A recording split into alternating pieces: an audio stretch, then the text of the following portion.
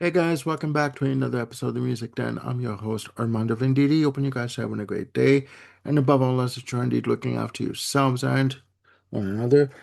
Ladies and gentlemen, the gang are back. We have a full house, and we are going to be bringing you album anniversaries. Specifically, albums that are celebrating their 40th anniversaries from the year of 1986. Do you remember 1986? I do. Hell of a year. Oh yeah. Anyways, we have in the house. We have Bill Schuster. How's it going, Bill? Very good, Armando. Glad to be back, and it's nice. This is as I had mentioned prior to the show. This is the first time that Sagosha and myself are doing a show together, so that's cool. No, it's Very great cool. that you're here. It's great that you're able to join us and dealing with the album that we're talking about, or one of them.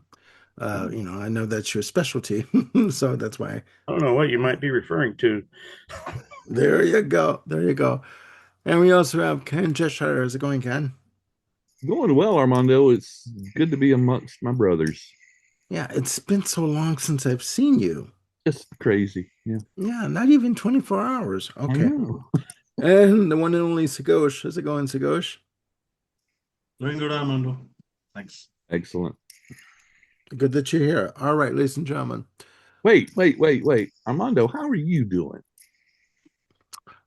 Oh, I'm all right, I guess. Uh, It's been one of those mornings getting ready for the show, and it I is know what it I'm is. yeah, it is what it is. All Excellent. right, ladies and gentlemen, 1986. We have four albums to talk about, and they run the gamut from one end of the spectrum to the other. And as I grab my notes here, the first album that we have up on the list here, Joe Jackson with Big World, released. This is a holdover from last month. But you know what? We just decided to throw it in there. This album was released on March 24th, 1986, for A&M Records. I have my opinion of this album, but Bill is going to take the lead on this one. And for the running of the albums, we're going to go Bill, Ken, Sagosh, and myself. Bill, what is your view on this album? Hate it, hate it, hate it. All right, I'm lying. You know I'm lying. This There we go. this is one of my all-time favorite albums by my favorite musical artist. So yeah, and for the longest time, this was my favorite Joe album. Um, it was Yep. the follow up to this beauty, Yep. which featured his last top 20 hit. You can't get what you want until you know what you want. That's right. Uh, Big World was a bit less commercial. It's not that he stopped trying to have hits, but well, it just didn't work as well for him. He did get plenty of radio play, but not quite to the extent that he had previously. Mhm. Um, I originally got this on cassette, as I had many others back then, but of course now we've got the CD. You got to have the vinyl. Look at that big cover with the album title in multiple languages, which I always thought was so cool. Yeah. And the book, you got to check out the book again with the multiple languages theme. As you open this beauty up, you can find all the song lyrics again in multiple languages, which fits with the theme of this album. Yeah. Now, Yeah. this famously on vinyl was released as a two record set, but this is the fourth side. There is no music on this side. And there is not. They're not lying. Okay. Yeah. So essentially, I guess that was they didn't want to compromise the sound quality like future Joe collaborator Todd Rundgren might have done a few times in his career. It's Yeah. by We've extending the yeah. playing time too much on a single album. Yeah. Um, so it worked out well. Now this album right now, I was thinking as I was listening back to it, at the time that this came out, there was a song called 40 Years on here. I mean, well, it's still on here, obviously, but the song referenced essentially the end of the Second World War and the Allies, and once Allies danced and sang, but it was 40 years ago, essentially referencing the Cold War, which was Yeah. going Yeah. strong at that time between the United States and the Soviet Union. Yeah. Now it's been another 40 years, so you could title this song 80 years, and sadly, it's still every bit as true. Yeah. We still have this international disconnect, which is just sad. But Yeah. it's a gorgeous song, though. It's one of my favorites on this album. It's very emotional.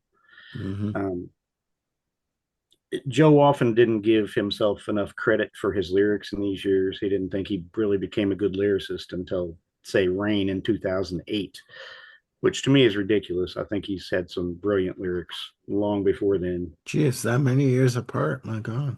Yeah. Yeah. Okay. Yeah. Before the show, Ken was singing Right and Wrong. That was the first song I heard on this album on the radio. Yeah. Stop everything. I think I hear the president, which is, it was specifically referencing Ronald Reagan, but frankly, this could reference any U.S. Yeah. president Yeah. Yeah. since Of course. then, using the television as a weapon against the masses, basically to lull people to sleep. So, Yeah. and I think that's across party lines and just, It yeah. doesn't matter. Yeah. Again, and so another song, even though it had specific references of the time, it's a timeless concept. Yeah. This also features possibly my favorite Joe song to this day. It's just absolutely gorgeous. It's called Shanghai Sky. Mhm. It's a simple song instrumentally. The melody of this song is just a thing of beauty. I just want to close my eyes and let it transport me every time I hear it. Yeah. Essentially, this song is all over the map here, musically and lyrically, and that's part of the beauty of it. The Jet Set and Hometown were the other two songs, along with Right and Wrong, that got a lot of radio play. I was living in Denver, Colorado at the time, and the stations played those songs to death. They may not have become pop hits, but the rock stations loved them. Mm-hmm. And Hometown in particular is another one of those songs. Even if you don't get the specific references that Joe uses, there's a lot of truth to the lyrics for many of us.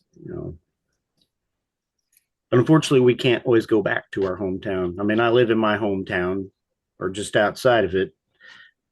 After living away for a long time as a youngster, but it's not necessarily a physical return to the hometown. There's no way to recapture what it used to be when we were younger. That's it. That's exactly it. Yeah. This album was famously recorded live, and the audience was asked to keep quiet, to not applaud until after the songs were done. So it's a live album with a silent audience, but all new material, which is a pretty interesting concept. Yeah. Yeah. The band here had changed at this point. This was the first Joe Jackson album without his right hand man, bass player, backing vocalist Graham Maybe, which is kind of funny considering how the bass plays a prominent part throughout different songs on this album. We have Rick Ford playing the bass, so Rick did a great job filling in for Joe here. We have Gary Burke on drums, and of course Vinnie Zummo, who had played on the previous Body and Soul on guitar. Now, when they went on tour, this is live in Tokyo. This is the big world tour. Rick Ford and Gary Burke, the rhythm section, stayed with Joe, but Tom Teely replaced Vinnie live. So yeah, basically, if you dig the big world era, Joe Jackson and stuff previously, I highly recommend finding a copy of this. I typically prefer when Joe comes up with weirder bands, things that are a little more unusual, but this basic rock combo worked great for these songs. Yeah, you might have noticed. I'm wearing the jacket. I'm sweating for the cause here, the jacket and the hat, because I wanted to pay tribute to Joe's look at the time. You can see him in the shadows there. Yeah. You can take the jacket off after you're done. Don't worry about that. You don't need to sit I don't there know. I kind being. of like it. You But don't keep need the to shirt on. sweat. You Yeah. don't need to sweat. And Keep keep the the shirt shirt on. on. Yeah, yeah. Please keep the shirt on, but take the Oh jacket yeah, off. we'll definitely keep the shirt on. Oh, definitely, definitely. This is a family show. For um, now. Right now, this was not again one of Joe's more commercially successful albums, at least compared to the previous few. It kind of started his downhill slide commercially, which frankly he never recovered from.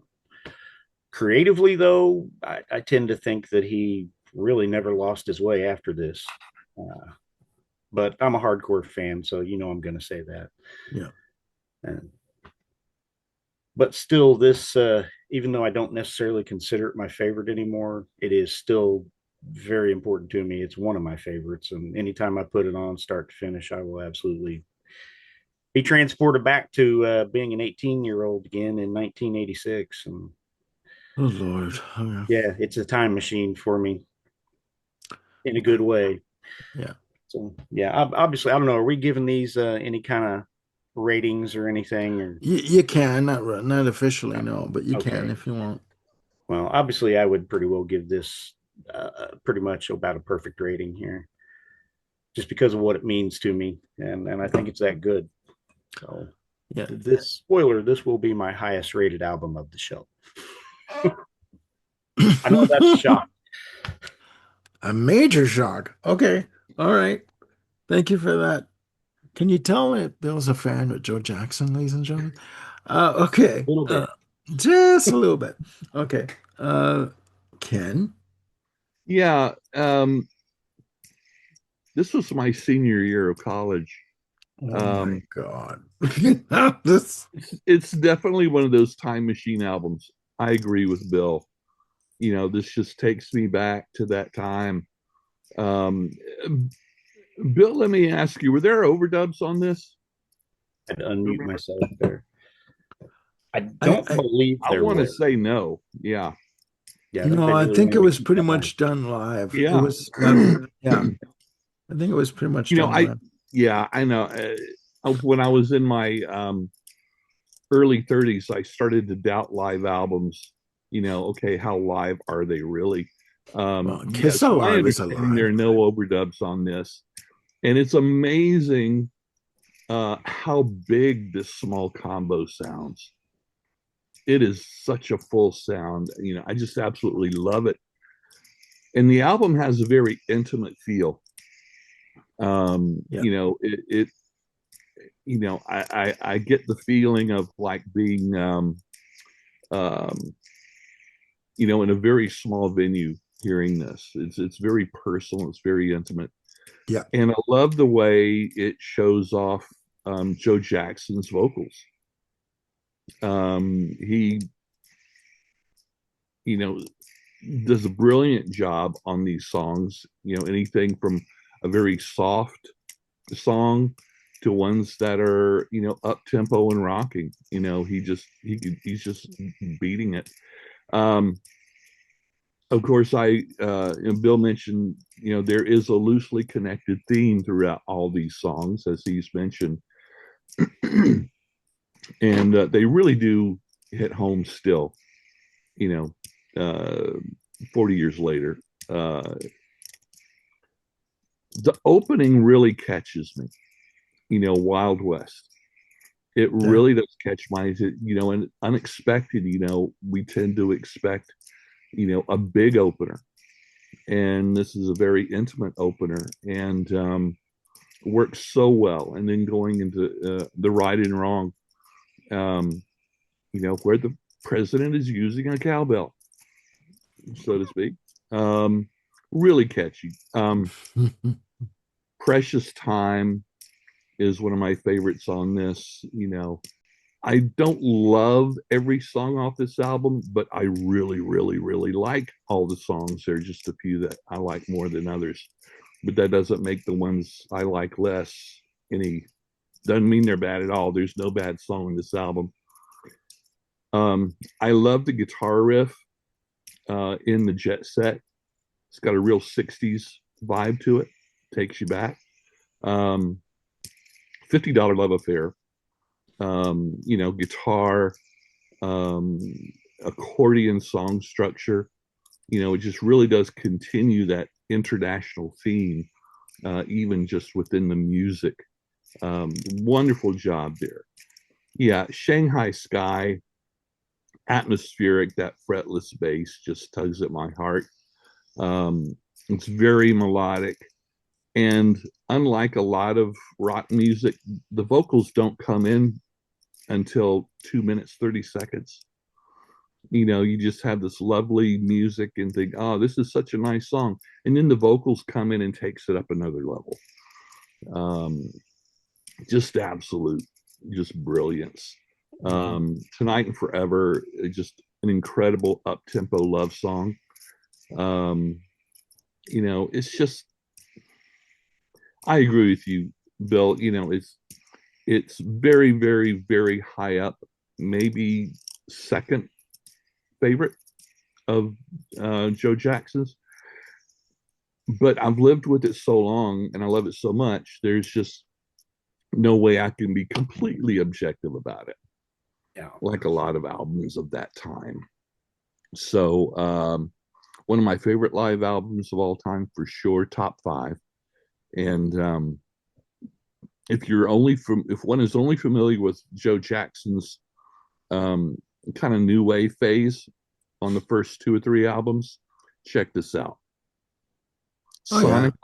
Sonically and lyrically, it's vast in a great way. A lot of different styles of music on this album. He's just a consummate songwriter and performer, and a fantastic band here. So that's my take on it. Nice. Okay. All right. Thank you again. Okay. So, Ghosh, your view on this album? I have considered myself a Joe Jackson fan for some time now, but that has been largely on the strength of maybe 3 albums that I know really well. That's Look Sharp, I'm the Man, and Night and Day. The recent past, I have tried to catch up with some of his newer work, and some of that is very good as well. But there's always been this huge gap, like in the early to mid 80s, as well as beyond that, that I've never quite had the opportunity to fill those. This was a good time for me to dig into that space. And I won't say I was surprised because by this time I know fully how capable Joe is as a songwriter and as a performer. I mean, there's nothing about him that can surprise me now because he's absolutely the consummate artist. Wait till But April. him, very impressed by what I hear because first of all, as Bill pointed out, recording new material, in a live setting is always a challenge in many ways, and not only do the performances, stand out as excellent, it strikes me as pretty amazing that you could, do this kind of thing. Just I think it's something that very few artists have done. Maybe Neil Young to some extent. I think on Time Fades Away and parts of Rust Never Sleeps. But it is a very rare occurrence in the pop world as such. And it not only shows guts, it shows preparation and it shows a firm conviction in, your material. And Very much I so. don't know that the material here is top notch. Concept wise, it tries quite hard to provide the kind of variety that an all-encompassing title like Big World suggests. There's a lot of variety in the music. It never sort of stays still in one genre or one mood. It's always floating around, both musically and lyrically. You get the sense that it's taking you on this journey all across the world, and that's really commendable. Highlights for me, as both Bill and Ken have mentioned, are Shanghai Sky and 40 Years. Both amazing songs, absolutely amazing. And I love the touch the piano brings to it because I think the first few songs, very guitar heavy, very sparse band arrangements, and then suddenly when this piano kicks in on Shanghai Sky, it really comes as a breath of fresh air. I particularly enjoyed that, and that long intro, 2.5 minutes. It just builds up so beautifully. Overall, the album is excellent. mild criticism, if I might say. I mean, it's not really criticism. I don't think the album lacks anything, but I just feel that these songs are very well crafted, very clever, very sophisticated, and they might have benefited from a more, expansive treatment in the studio as opposed to this very sparse guitar, bass, and drums kind of setup, which has its own charm. But I just feel like these songs maybe deserved a little more. We could It's an enjoy them a honest bit more, assessment. dressing, Yeah. so to speak. Yeah. Yeah, that's just my take on it. But as an album, take nothing away from this. The man is very underrated as a musician, as a songwriter. He deserves to be right up there with the big guys, and not too many people take his name in that breath, which is a shame. Very true. Very true. No, you can give criticism if you need to. It doesn't, it's your opinion. It's fine. You know, my view of this album, what everyone said, cut and paste. Basically, it's the same thing. Um, I will say the production that Joe Jackson and David Kirschenbaum did is fantastic. I do remember Right and Wrong being released as a single when it first came out. And I have to dispel a myth. Okay. The myth is that Joe Jackson basically was yelling at the audience to be quiet during takes for the songs because he wanted the songs recorded live, but he didn't want to get the audience, response, the clapping and the praise during the performances. That's not true. What happened was he said, okay, we're going to be doing new songs. You can clap, but please wait until you know that the song is over. That's a hell of a difference between saying that and saying, oh, he was yelling at the audience because they were, engaged in the music and what. No, no, no, no, no. That's bullshit. He basically said to the audience, wait until you know that the song is over and then please clap if you want to. But I just want to get that out of the way. I think that the band that he has is on point. I think they're tight. I think that it was very brave of him to release an album of 15 new songs that were, haven't been tested yet, even in a recording studio atmosphere, So I think kudos to him for doing that. I can't believe I say kudos. Um, but it's a good album. It's a good album.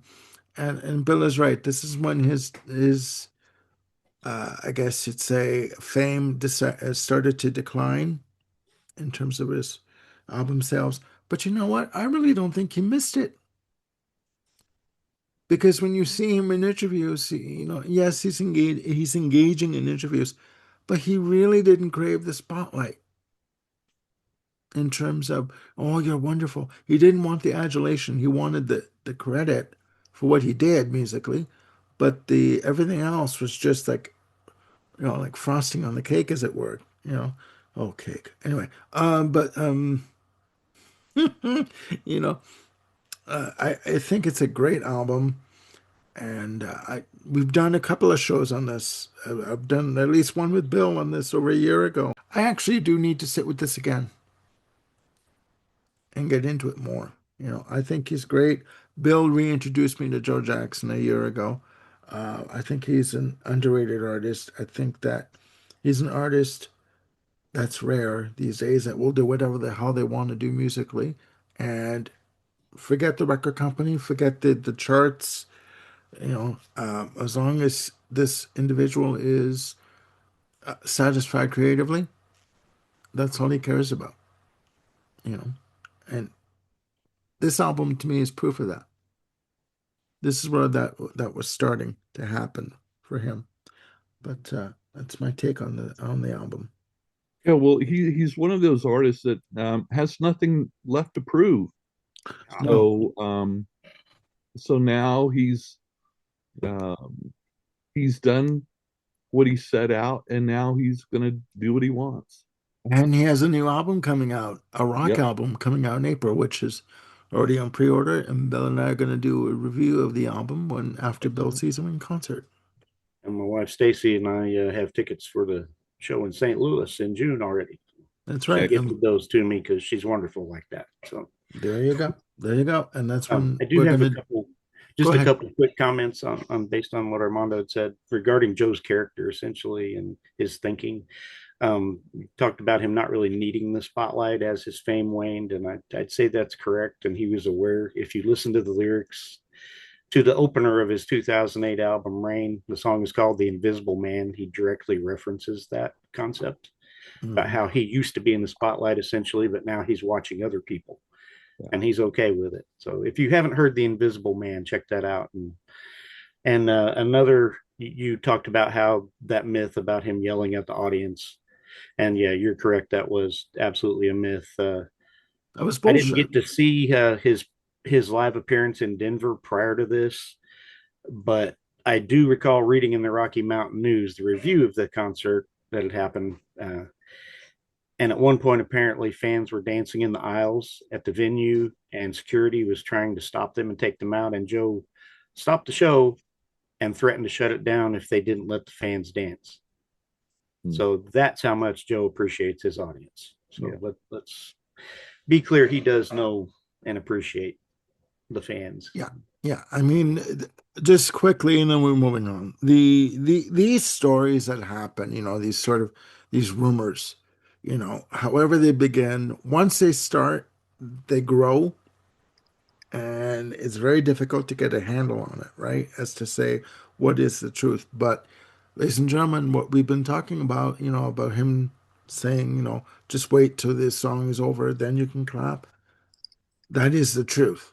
We're not blowing smoke. So there you go. But, you know, great album. Check it out.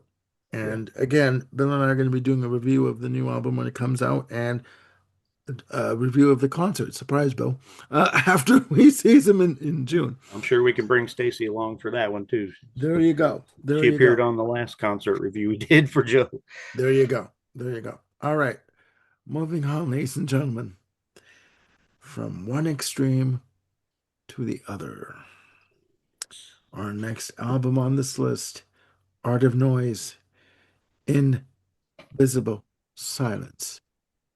More like Enjoy the Silence. Anyway, um, according to my notes here, the album was recorded from 85 to 86, released on China Records and Chrysalis Records. The album was produced by Ann Dudley and Gary Langan and JJ uh, Chekalik, I guess is how you pronounce his name. There were two singles released from the album, Legs and the theme to Peter Gunn, with a massive playing time, massive, of 45 minutes and 6 seconds. All right. I'll keep my review to the very end. Bill? I have a feeling I know how Armando's review is going to go. Hmm. But all right, Whatever do you mean? I don't know. All right, this was Armando had asked me to be on this episode 2 or 3 days ago, primarily, obviously for the Joe Jackson connection. Yeah.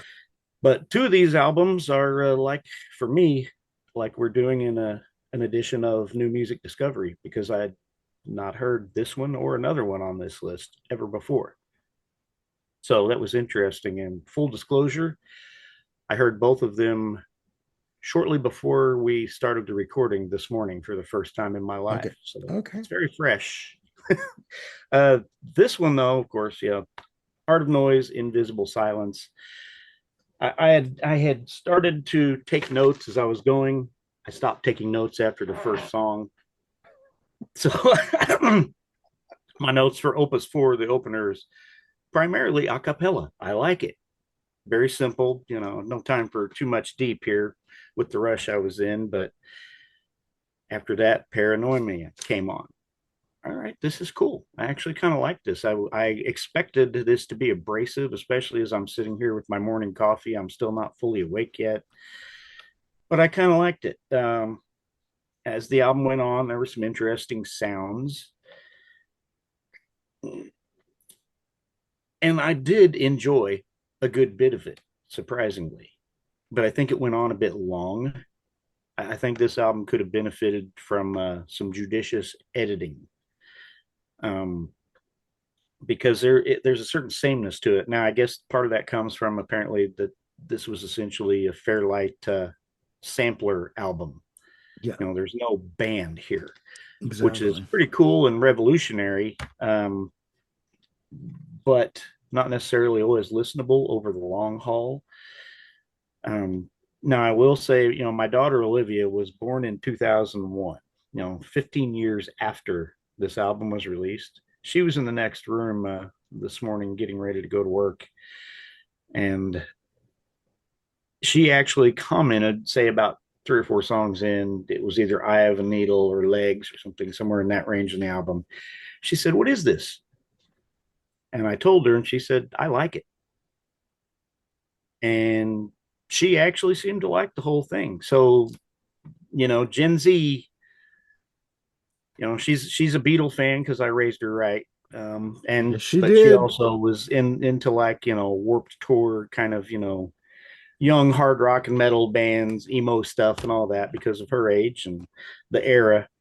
So take that for what it's worth, that a Gen Z emo Beatle fan really liked this odd Fairlight synthesizer album from 1986. Yeah. So yeah, I mean it's not something that I would reach for often, but I am interested.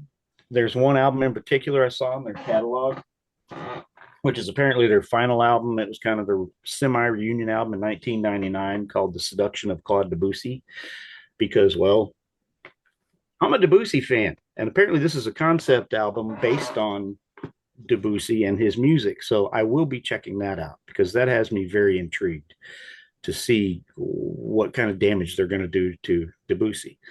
Okay. Whether I like it or not, I want to hear it. So yeah, I Okay. won't. I won't give this one a high rating. I will give it a rating of interesting.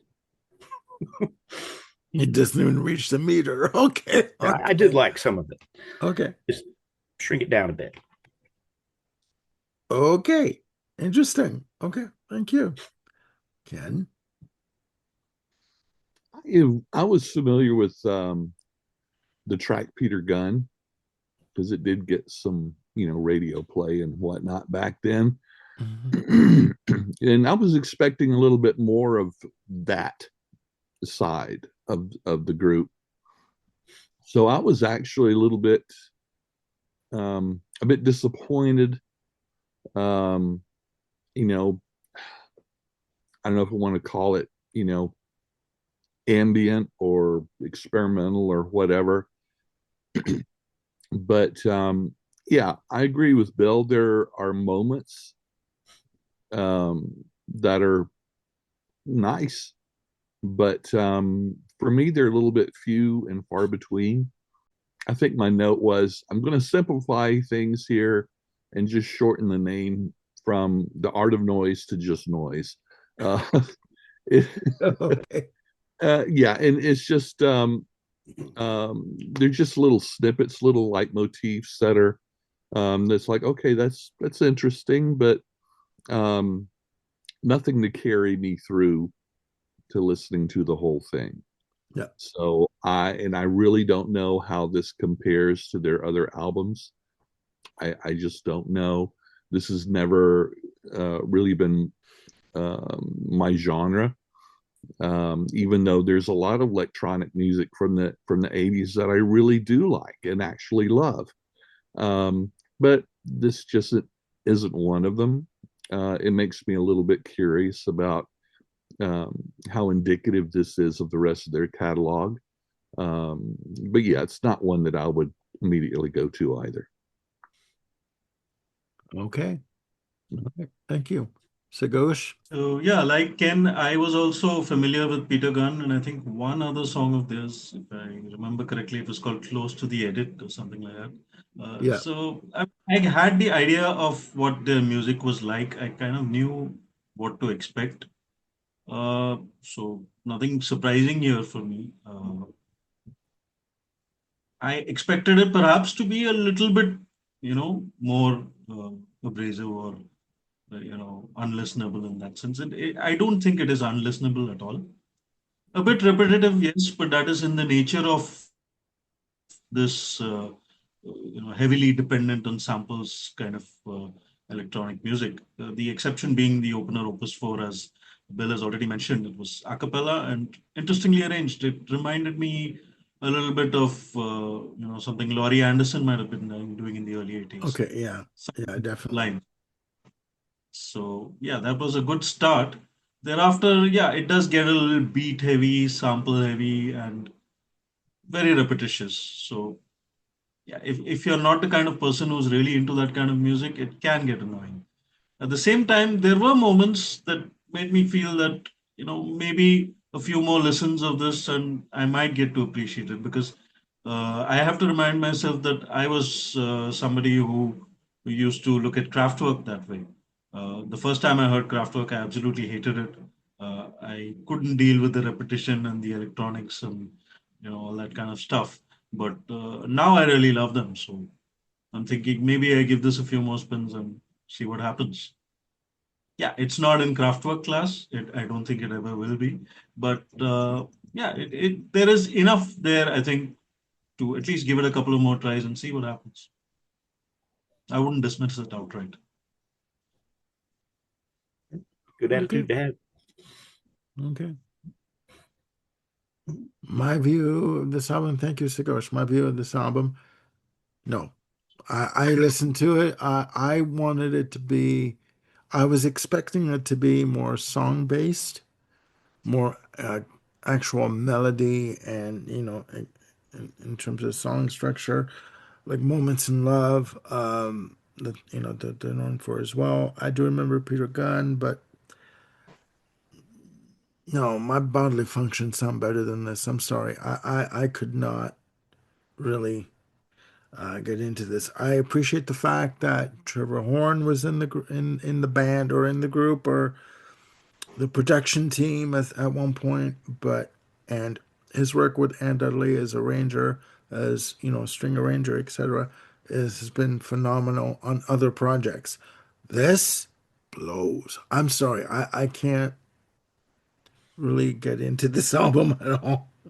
I tried, and it was very trying. I mean, it's like, so I couldn't do it. I could not do it. So better not to belabor. It's best not to belabor the point. But no, I can't. So you won't be Are you buying saying you're glad it's not a double album? it felt Yes, like one.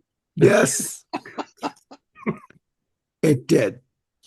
It did. It felt like one. Yeah. I couldn't do it. I couldn't do it. Okay, we gotta move on, ladies and gentlemen. We have Cocteau Twins with Victoria Land, released on the oh god, my eyes all over the place. The 14th of April, 14th of April, Mhm. 1986, recorded in 1985 for 4AD Records, record with a playing time of 32 minutes and 45 seconds, produced by the Cocteau Twins, uh, listed as Dream Pop. Uh, Most prominently. I'm not familiar with the Cocteau Twins, so this was a brand new listen for me. Uh, yeah, uh, my opinion at the end, though. Thank you, Armando. Yeah, this is the other new music discovery for me. I have previously listened to at least one album by the Cocteau Twins. It's been a while back. A few years ago, 2 or 3 years, I bought digital copies of like six early Cocteau Twins albums with the intention to dig into the catalog, but I never got around to it. So I still had these copies. So I already had a copy of a digital copy of Victoria Land ready to listen to. Um, okay, this is much better. From the very opening track, Lazy Calm, I was mesmerized. Robin Guthrie's multiple instruments and Liz Fraser's essentially wordless vocals, they might as well be. Vocal Um, phrasings, yeah. Yeah. yeah, they were such a wonderful blend. It's Yeah, this whole album transported me. I didn't want it to end, and it's a shorter album, 30 some odd minutes, but 32 minutes, yeah. yeah. But unlike Art of Noise, yeah, I think I wanted this extended rather than shortened. Yeah. And I definitely am very much interested in further exploring this catalog now. This was an instant love. I've been into different artists that were obviously influenced by Cocteau Twins.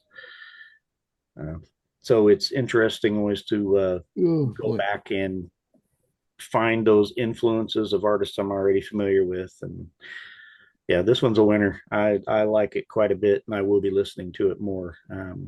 The songs are not necessarily distinctive. I didn't find them standing out from each other, and I didn't think they needed to. It's kind of one big wash of gorgeous sound, and I wanted to turn the lights off, close my eyes, and just be carried away on that wave of sound. So yeah, I give this one, even though I just first heard it like an hour ago, uh, two big thumbs up, Two and big all thumbs fingers up. too. Okay, okay. Everything up. Great first Everything? impression. Oh, wow. Not everything. Okay, that's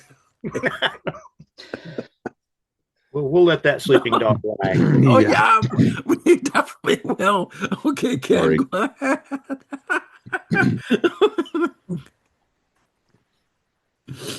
So much for the family show. There you Okay, go. Cocteau Twins. I wasn't familiar with them until over the last couple of years. Um, there was one of my friends on X that we share a lot of similar musical tastes, and they're big Cocteau Twins fans. And so I, like Bill, decided, well, I think I'm going to take a dive. So yeah, I got some digital copies, and I don't remember. I didn't dive in it too deep there. I don't remember which album I started with, but I didn't dive any deeper. I think because, like Bill says, there's not a lot of distinction between the songs. That specific. It's almost like a continual mood. It's very subtle, but it's something that I have to be in the mood for. There are a few I get artists, that. it doesn't matter what mood I'm in, I enjoy listening to them. But a lot of artists, I just kind of have to be in a certain mood to really enjoy it. Um, and that's kind of what this was, or is. In some ways, it's a little bit, the two words that come to mind are ambient and subtle. Yeah. And I know I throw the word ambient around a lot on this channel as a negative. It's not always negative. Um, but the subtlety of this, it's like I'm kind of waiting for it to kick in to a little higher gear. I get what you're saying. Yeah. Songs, more of a standard kind of song sound. So that's, I enjoy it. I enjoy this wash of sound and atmosphere and all of that.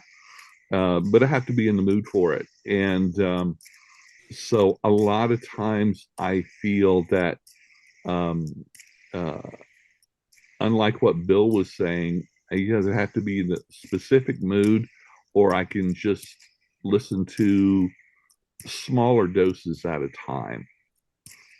I need a little bit more um, um, standard form, to my listening palette or whatever. So I don't discount it, but it is a very specific niche as far as within the music of the 80s that I do like. Yeah. So I'm really glad this was on the list. I did enjoy listening to it and giving it an actual analysis rather than just having it play in the background. Mhm. So I've learned a lot from this, and I agree with Bill on 99% of what he said. So it's all good. Okay. And that noise you hear in the background, ladies and gentlemen, is Ken Spinner. Oh, It's okay. It's okay. It's okay. Put it away. Class is I've in got my session. toys around here. Yeah, I'm sorry. Okay, class is in session. Okay. Okay. It's fine. It's fine. It's fine. Okay. Thank you for that. Thank you for your opinion, Ken. Uh, Sagosh, your view? So Cocteau Twins are another band that I consider myself a fan of, despite having heard only like a couple of albums that I can say I'm really properly familiar with. That's 1990's Seven of Las Vegas and 1984's Treasure. Both are so good that they would both figure in my all-time list. Amazing albums, uh, but both perhaps with a little more pop structure to them, a little more maybe song oriented. There are bits that you can actually pick up and sing along to.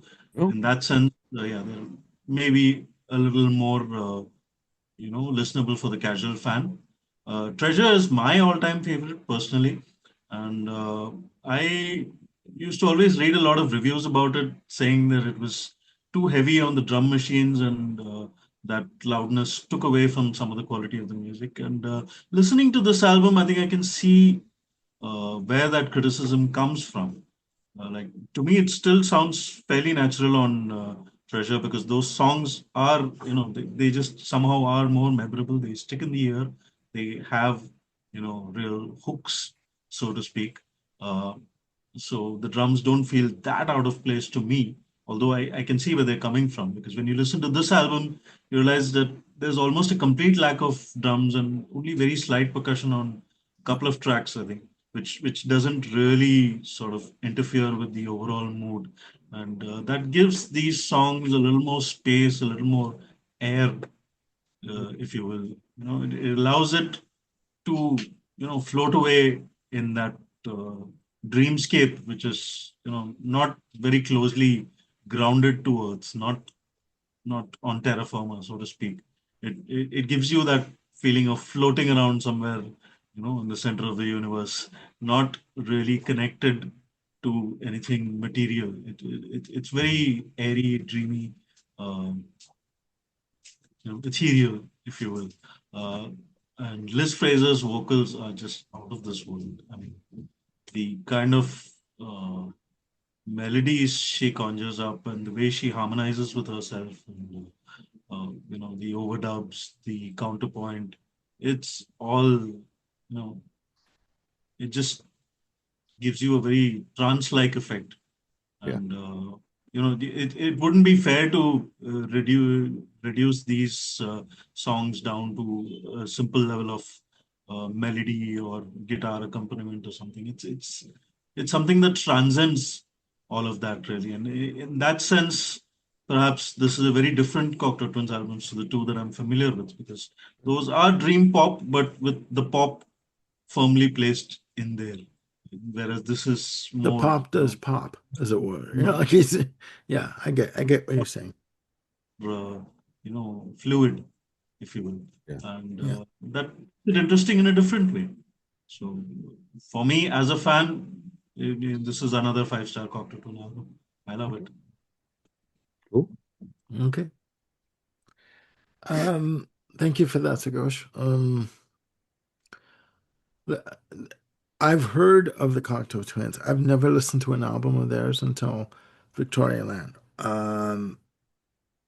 When I hear this album, when I hear the songs, I've used the term massage music before. This is the kind of music where, like you're on a massage table, you're getting a good massage, the music is playing, and you're taken away on a journey. Like you're taken somewhere to a higher elevation. I don't know, to a higher plane, but that's what this music does for me. And I would I would sort of say that the vocals are more vocal phrasings for me because I had a very hard time making out what she was singing and what she was saying lyrically. Fantastic vocalist, don't get me wrong. Do not get me wrong. Wonderful. Wonderful. Between this and the art of noise, no comparison. Okay. I I'm not going to be dismissive and just say that this is just like an album for a massage session, as it were, because it's not. There's more here. Musically, there's more here. I just need to sit with it some more. I do. When I hear this album, I think the words that come up for me are ethereal, dreamlike, um, very well crafted. They know what they're doing musically. They're not flying by the seat of their pants. These are well crafted pieces of music. Uh, but again, I need to sit with it some more, just to get it, give a good, proper analysis of it. And I'm surprised I haven't listened to the Cocktail Twins before now, before this episode. But it is a good album. It is a good album. Very, again, very dreamlike. Sorry. There is coffee in the cup, just coffee. But yeah, that's all I can say. Bill doesn't believe me, but there it is, just coffee. Um, there you go. But that's all I can really say about Victoria. Even from the cover art, you kind of get a feeling of what you're in for. Before you put the needle on the record, as it were. Back in the day, back in our day, when we put needles on records and listened to albums. Will But do. still do, yeah. Uh, for the Gen Zers out there. Um, anyway, that's my view of the album. It's a good album. I do need to sit with it some more. Would I buy the albums? I'd personally, I would want to stream them first and then go out and invest the money. I really would. Armando, you just need a big old box set. That's all. Yes. The Art of Noise box set. Sure, sure. I'll get right on that. I'm surprised Armando didn't refer to it as the fart of noise. Well, Well, yeah. like I said, my fart sounded a lot better than that album. I'm telling you right now. Yes, ladies and gentlemen, the script is out the freaking window. Okay, we've got no script anymore, but we've got one more album to talk about.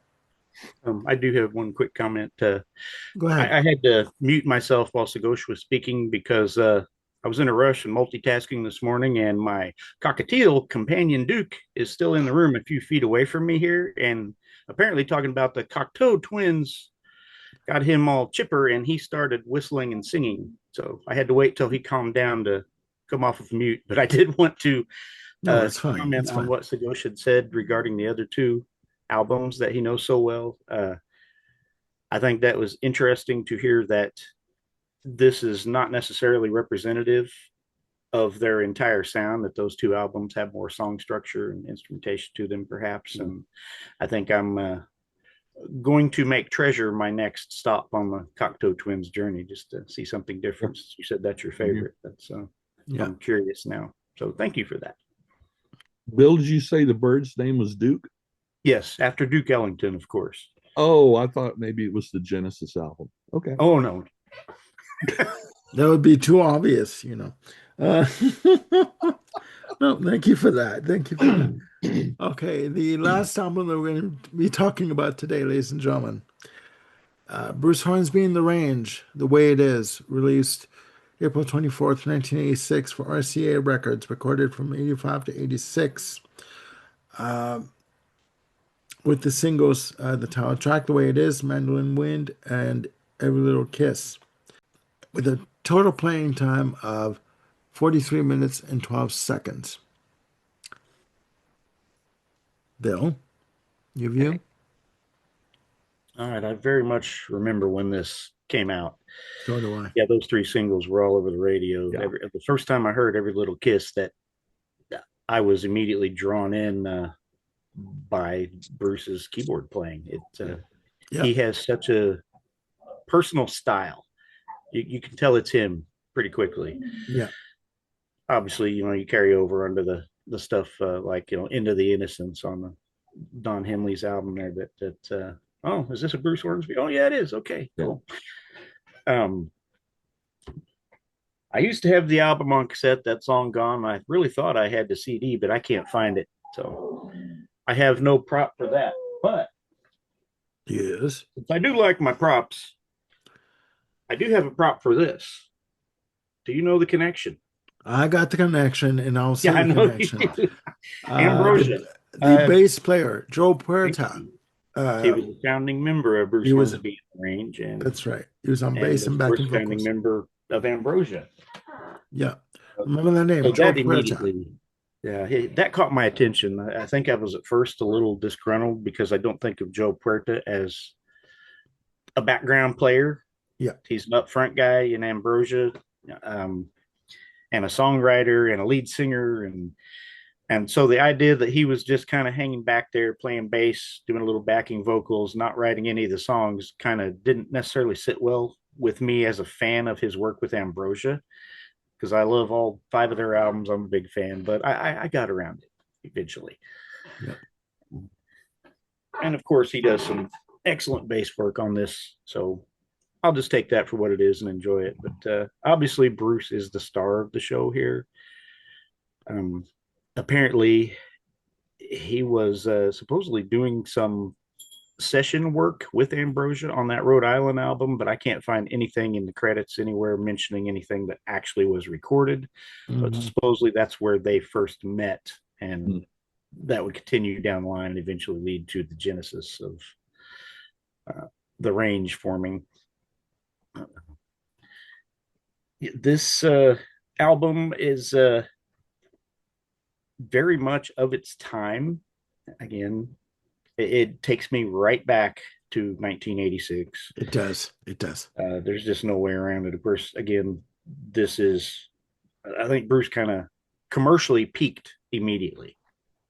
It was all downhill after this for him commercially. I mean, this is the album with most of the hits and the stuff that the most casual people know.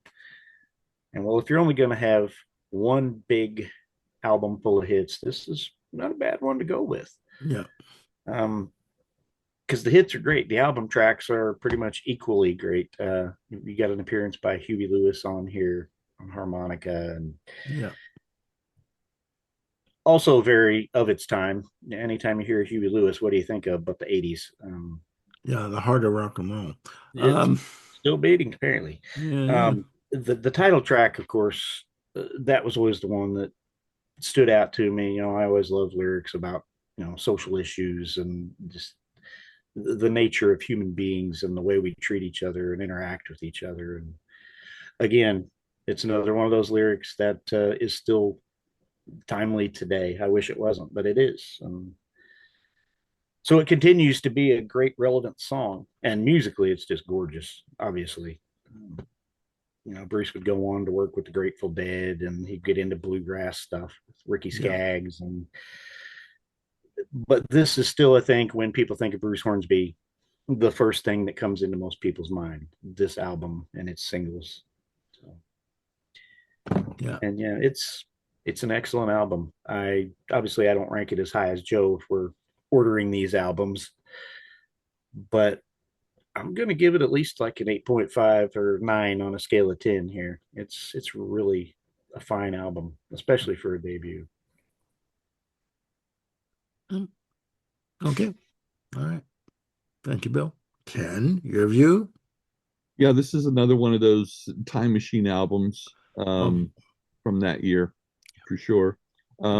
Where I was at the time, the album was huge, and I agree. Hornsby's piano playing just is so noticeable. I mean, yeah, I'm not going recognizable. to say it's Yeah. unique because there are other artists that are, fantastic also.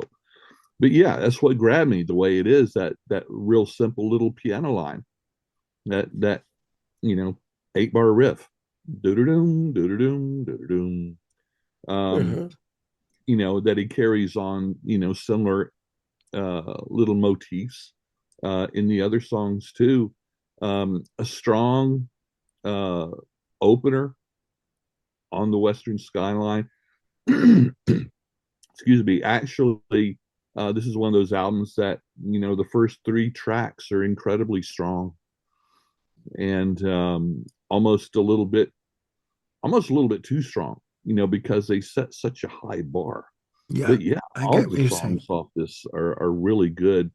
Um, I've always had a real strong love for Mandolin Rain in particular. Um, for some reason, Every Little Kiss with that real catchy little guitar riff that runs through it, just it's just Yeah, fantastic. All the yeah. songs are wonderful. I didn't know that Huey Lewis part that you mentioned, Bill. Yeah. But in my notes, here it goes. Comparable with Huey Lewis and the News. I mean, it's the same. Um, I would, uh, yeah. I don't want to say '80s production, but it kind of is. Um, but not the bad '80s production. I want to be clear. I feel there's good '80s production and there's bad '80s production, and I There you feel go. this is very much of the time, but because of my experience of being there at the time and being into music and loving this and so many other albums of '86, I'm okay with that. So I've never really been a Huey Lewis and the News fan as a whole. um I like specific songs but not particularly albums. Yeah. But I think Hornsby and the Range is just I would prefer them, frankly. And Yeah. yeah, and like Bill said, he has gone on to do just a plethora of different genres and styles of music. He's another one. He just does what he bleeding wants to do, whether it's commercial or not. He's happy. He's Yeah. happy in his niche, and where he is in life, and it's like good for him. So yeah, this is the two thumbs up for me for sure. Okay. All right. Thank you, Ken. Sagosh, your view? So I think I was familiar with Bruce Hornsby right from the time that he won the Grammy for Mandolin Rain, I think it was Yeah. 87.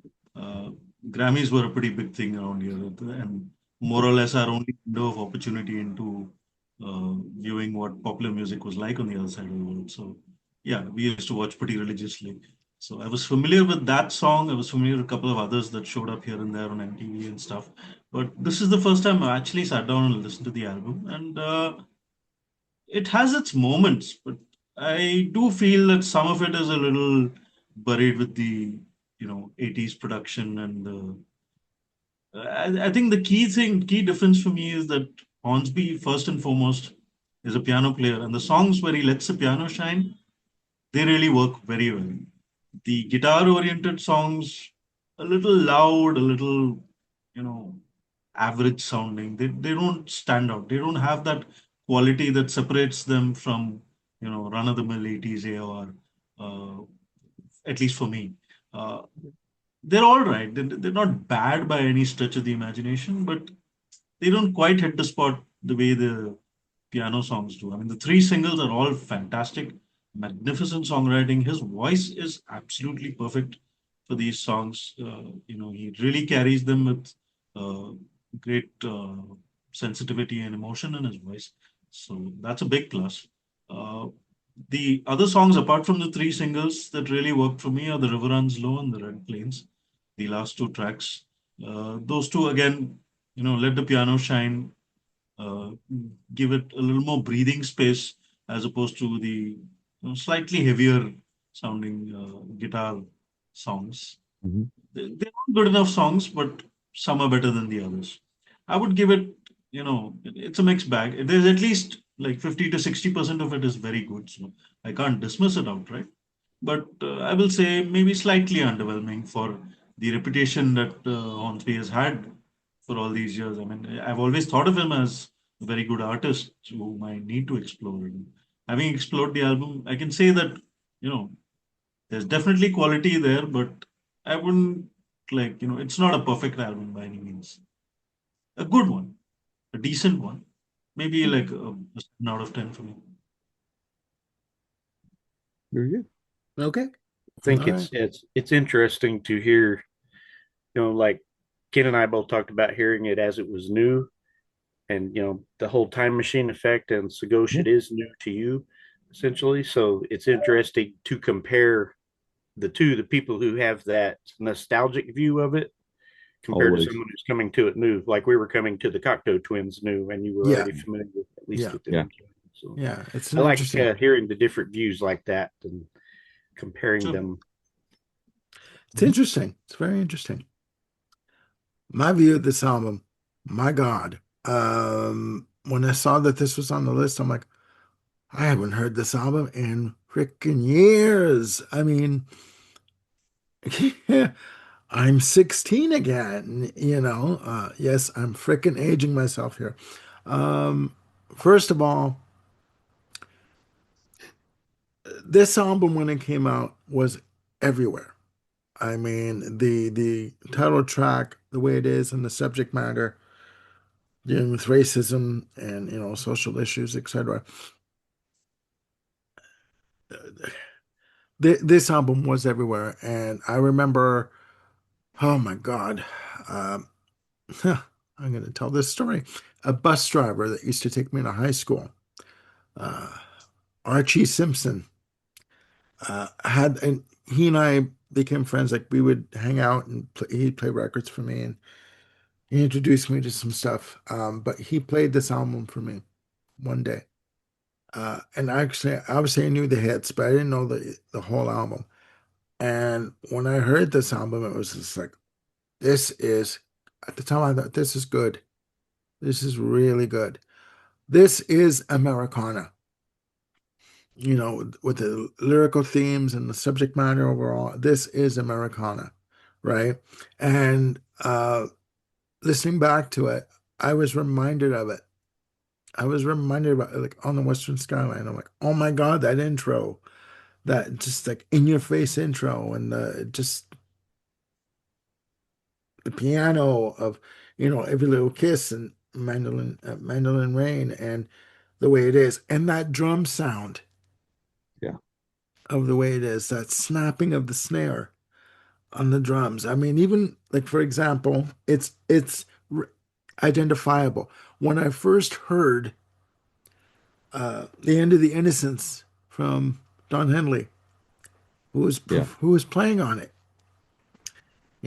Bruce Hornsby, and Yeah. you got that snap of the snare on "End of the Innocence." It's that same production sound, right? That same use of the drums.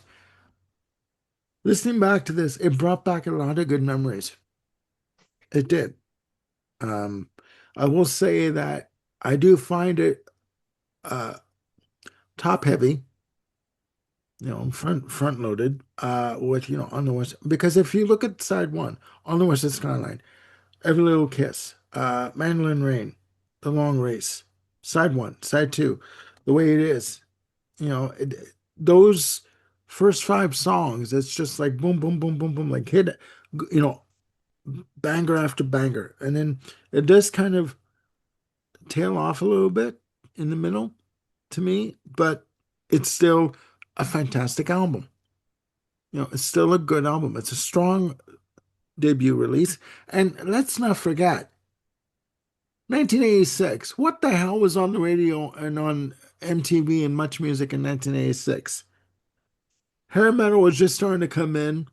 You had freaking mousse and hairspray galore everywhere, and makeup that you could put on with a with a butcher knife kind of thing. It's like, here, just slap this on kind of thing. There you go. There you go.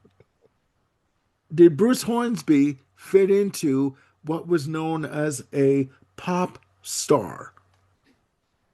Do you know what I mean? He didn't fit the mold of what was known as a pop star. And let's not forget, he did a lot of session work. Yeah. He did. If you watch Sheena Easton's video for Strut, he's on keyboards. He's lip syncing his best Sheena Easton when he looks at the camera wearing the sunglasses. Okay, that's him. So he paid his dues. Mhm. He paid his dues, and he with these songs, with this album, he had something to say, and damn it, he said it. He said it. He may not have been able to sustain the success with the following albums that came after, but he made his statement right then and there with the way it is, and to have Joe Puerta in the band, comfortable taking a back seat in terms of being in the range. I mean, he had the ingredients to have a successful album and have a good start to his career. And like Ken said, he's another one of these artists that did whatever the hell he wanted to do, whatever genre. And he's still performing today Still doing it. on his terms. Not what the record company wanted, not what the management wanted, not what the public wanted, on his own terms. Mhm. You're a success. You know what I mean? You are a success. So yeah, I was excited when I saw this on the list. I'm like, oh, I know this shit. I know this album. I gotta listen to it again. It's like, oh my God. I'm listening to this. I'm like, when I first heard this, I could fit into jeans, comfortably.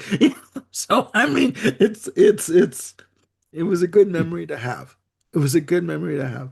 Um, some people could say that maybe some of the songs all sound the same, but no, they don't. They don't.